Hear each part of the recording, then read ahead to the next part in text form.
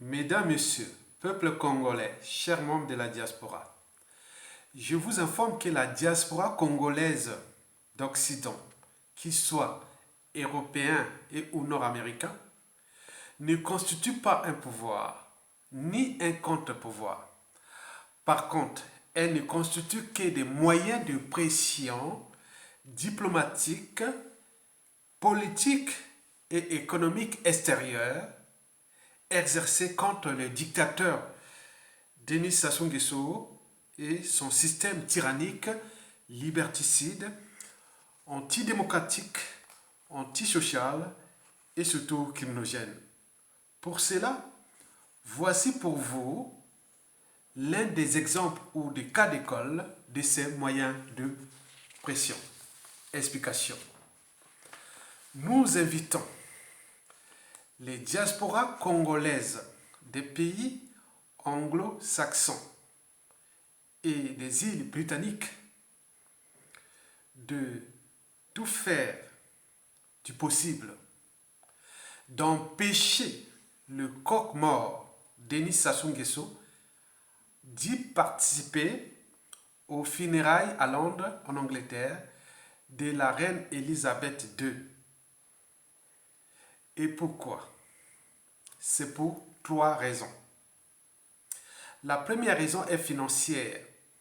En effet, d'après les différentes sources et les canaux que nous disposons, Denis Sassou Nguesso aurait mobilisé ses réseaux diplomatiques et financiers opaques pour financer sa participation à ces funérailles.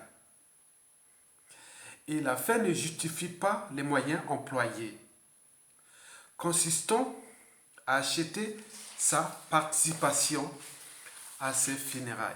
Il s'agit là, pour lui, de montrer aux yeux de l'opinion nationale congolaise qu'il est important.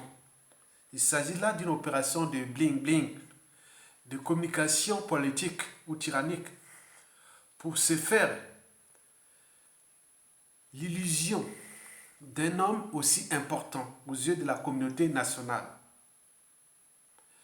Je répète, il s'agit pour lui d'une opération de bling-bling, de communication tyrannique à caractère international, pour se montrer qu'il est toujours l'homme clé de ces événements-là.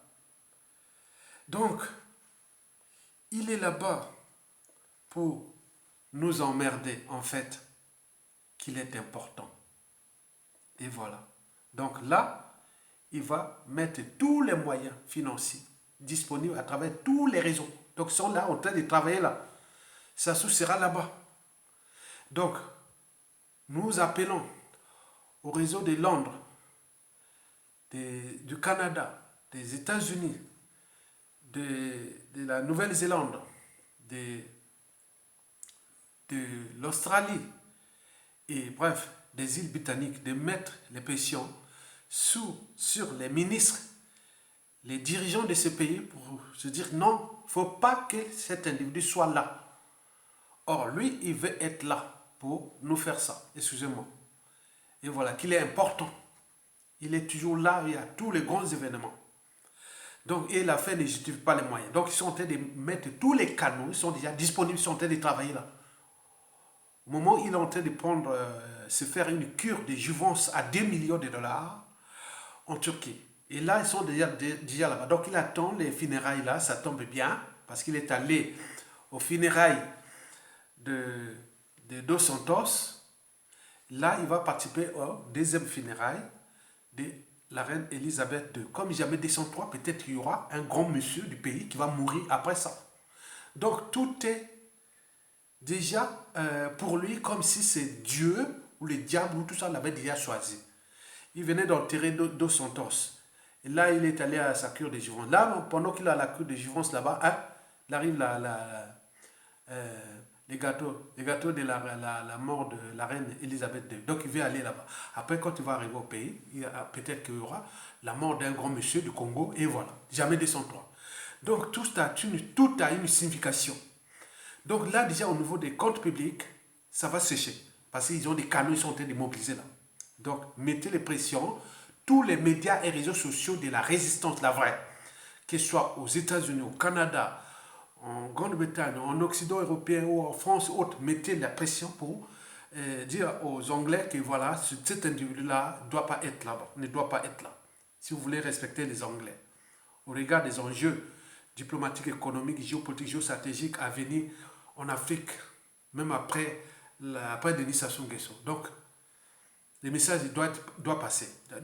La deuxième raison pour laquelle Denis Sassou Nguesso est en train de tout mettre en œuvre pour y participer à ces funérailles historiques pour ce pays et la communauté internationale, et en particulier la communauté anglo-saxonne ou anglophone du monde, est dans la signification même du personnage. Vous le savez très bien que Denis Sassou Nguesso a des problèmes avec la mort. Il n'est attiré que vers la mort. Là où il y a la mort, là où il est content. Partout. Le seul endroit où Sassou Nguesso peut être vraiment dans son monde, c'est là où il y a la mort. Là où on enterre. Là où on tue. Là où il y a la mort, c'est là. Donc, les funérailles de la reine Elisabeth II, c'est une aubaine pour lui. Vraiment, attends, c'est pas possible. Donc, il sera là. Et donc, pour lui, c'est pour une démonstration de puissance. Il croit qu'en arrivant là-bas, devant le cercueil ou voilà, donc il va capter l'âme de la reine Elisabeth II, qui avec sa longévité, la longévité de la reine. Donc vous imaginez, lui, se sent aussi comme ça, que ça donne la puissance du dictateur à vie. Donc il part là-bas, dans son monde obscur. On ne sait pas si, pour les Britanniques, la diaspora britannique, congolaise dans les îles britanniques, Denis Sassou Nguesso aurait déjà envoyé des marabouts, des sorciers, des chamans là-bas. Ils sont tout autour, ils sont en train de préparer les choses là-bas. Donc lui, il veut aller capter l'âme de la reine. Donc il va là-bas pour ça. Donc quand tu vas voir le cercueil là-bas, il est là pour, avec tous ces... Voilà. Donc il est là pour l'éternité. Puisque la reine rentre dans l'éternité. Les images qui vont passer, ce sont des images qui vont durer d'ici à la fin du siècle, même au-delà. Donc Sassou Nguesso va rentrer dans l'éternité, qu'il était là. Donc il veut sa présence là. Donc vous imaginez. Donc vous devez en tenir compte. Il veut rentrer dans l'éternité. Et donc c'est la raison pour laquelle il est en train de mettre tous les moyens, tous ces canaux pour qu'il soit là. Même si Boris Johnson avait déjà dit en 2019 que Denis Sassou Nguesso était un assassin, un criminel. On a fait le buzz dans les médias, réseaux sociaux, dans les vidéos autres. Maintenant là, il va arriver là, que je suis là. Donc, je suis tout puissant. Donc, sa présence a une signification au niveau de l'âme, de l'éternité, de plein de choses comme ça. Donc, il vient là. Ce n'est pas pour l'intérêt ni des Britanniques, ni du peuple congolais, ni non, c'est pour lui-même, pour sa puissance. Vous savez qu'il a 3 maladies mentales, le mensonge, la mégalomanie et le cynisme. Donc là, il en est dans la signification de ces 3 maladies mentales. Ok? Très bien. Donc, la deuxième raison là est très importante, parce que l'éternité est dans les images. Imaginez-vous que dans 10, 20, 30, 40, 100 ans, 300 ans, on en parlera de ces funérailles. Et on verra les images. Et ce qu'il a, donc, vous imaginez. Donc, alertez les Britanniques, alertez les Anglais, alertez la famille vous avez un intrus, il veut capter, voilà, il vient vous apporter la poisse de ces funérailles. Donc, vous imaginez. Enfin, la troisième et la dernière raison est à la fois diplomatique et politique. sur quel droit le Royaume-Uni peut-il refuser sa demande d'y participer à ces funérailles-là en tant que chef d'État, même si c'est de fait autoproclamé? Il peut formuler tout à fait sa demande, il vient.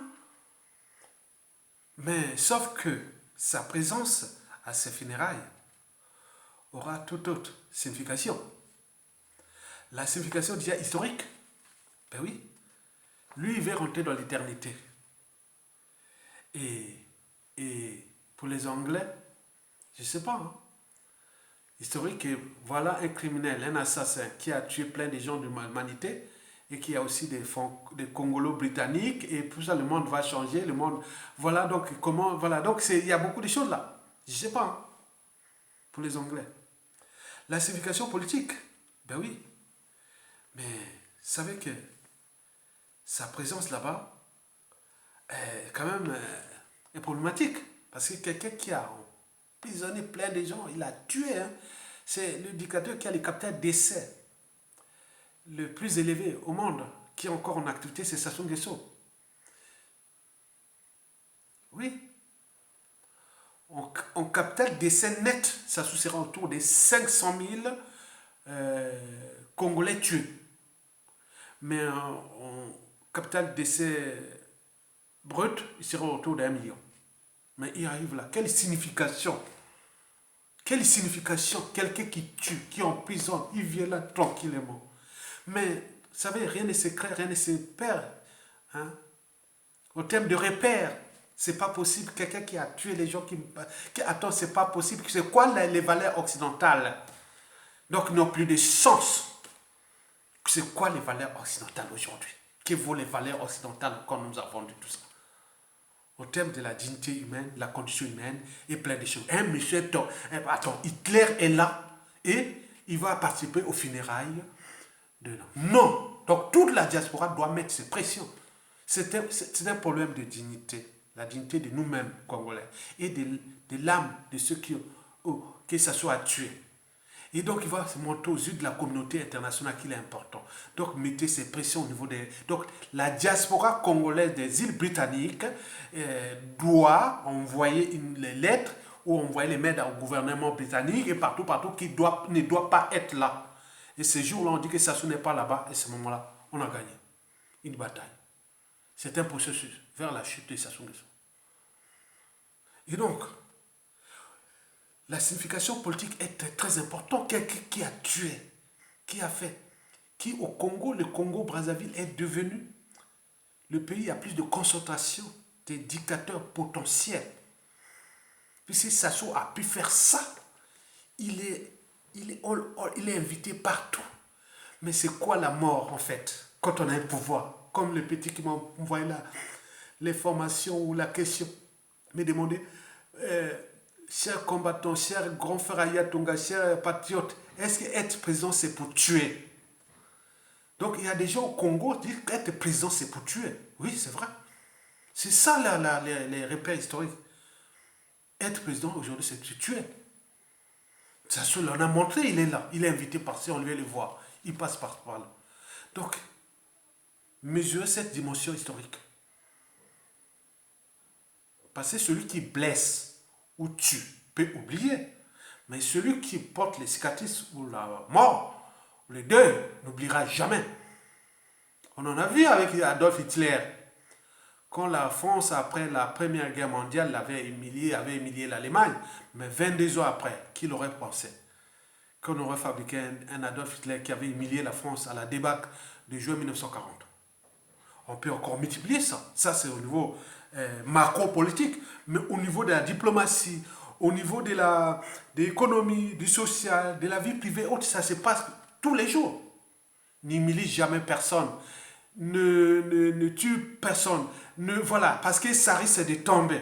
Et donc, ça va monter aux yeux des Britanniques que j'ai piétiné un peuple noir, où le monde anglo-saxon devient la référence un peu quelque part de l'Occident, c'est le monde anglo-saxon qui pourra peut-être sauver l'Occident en Afrique, au regard de ce qui se passe dans le monde francophone, où il y a un dictateur qui est là, qui est tranquille, et que voilà, donc il y a un souci. Enfin, la signification est diplomatique.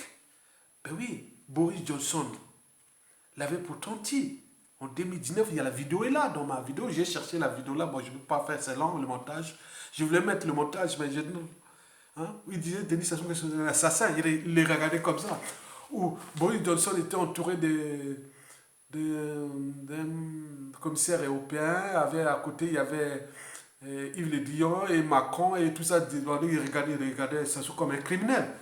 Mais comment l'inviter là? Venir souiller cette cérémonie-là. Mais le monde n'est plus que britannique, n'est plus qu'occidental. Ce monde est maintenant multipolaire. Donc aux yeux de l'Afrique, et que Sassou soit là, mais les Britanniques, vous êtes foutus.